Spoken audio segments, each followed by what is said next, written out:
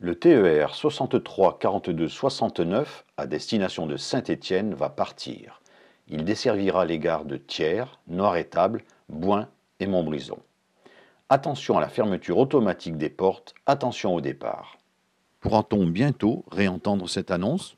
Alors bonjour, Pierre-Olivier Messner, donc je suis l'un des deux coprésidents de l'association Le Train 63 42 69 qui se bat pour la réouverture de la liaison ferroviaire entre Clermont-Ferrand et Saint-Étienne, qui a été suspendue le 24 mai 2016 entre Thiers et Bouin, tronçon de 48 km de voie ferrée. Quels sont les objectifs que vous poursuivez ? L'objectif, c'est évidemment de rétablir cette liaison ferroviaire, puisqu'on sait que le transport ferroviaire est un mode de transport écologique, puisque à masse égale, il consomme moins que le routier.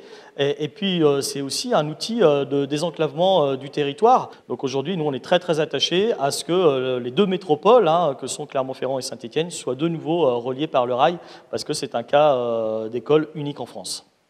Mais quels sont vos interlocuteurs sur lesquels vous allez jouer pour effectivement réussir à ouvrir cette ligne ? Dans le dossier d'une réouverture de lignes ferroviaires et notamment d'une ligne régionale, nos interlocuteurs principaux sont l'État et la région. Il faut savoir que la région, elle est autorité organisatrice des mobilités, donc c'est elle qui doit impulser la réouverture d'une liaison ferroviaire, mais elle doit le faire aussi avec le concours de l'État, puisque après il va se poser la question du financement. Il faut bien préciser que l'infrastructure appartient à l'État, mais ça reste quand même à la région aujourd'hui d'en faire expressément la demande pour rétablir cette ligne TER entre Clermont-Ferrand et Saint-Étienne.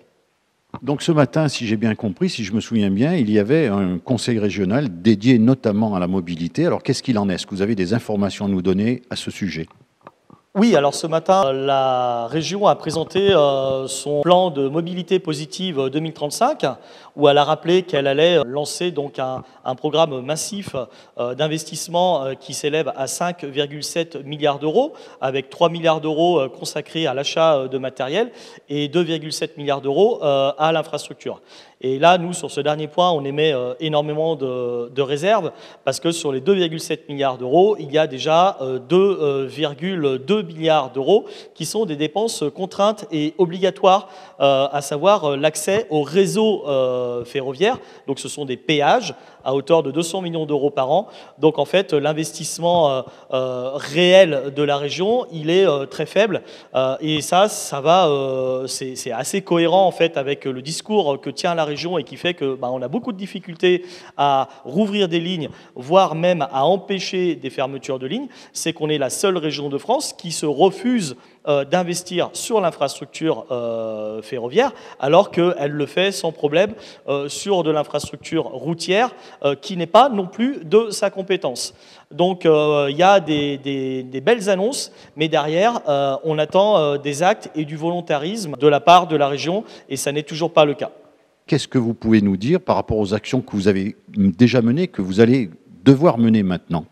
En termes d'action, on a déjà réalisé depuis la création de l'association en 2022 quelques actions marquantes qui ont rassemblé plusieurs centaines de personnes ici à Noiretable, mais aussi à Thiers et à Bouin-sur-Lignon. On commencera déjà par la Grande Marche du Train qui s'est déroulée les 21 et 22 mars 2022, qui consistait à faire partir des groupes de randonneurs d'une part du côté de Thiers et puis de l'autre côté de Bouin, et qui se sont retrouvés le 22 mars 2022 en formant une grande chaîne humaine. Nous étions là, ce jour-là, entre 250 et 300 personnes pour réclamer cette réouverture.